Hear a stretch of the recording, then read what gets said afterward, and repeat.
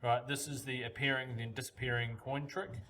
What you need is a ice cream container with a hole in it that you can stick your finger on top. Get a mass or a coin, stick it in the middle. Position yourself so that you just can't see the coin.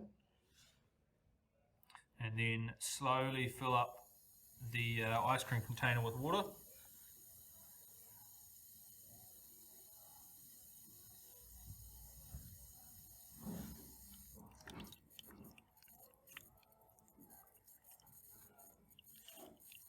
And the coin should slowly appear.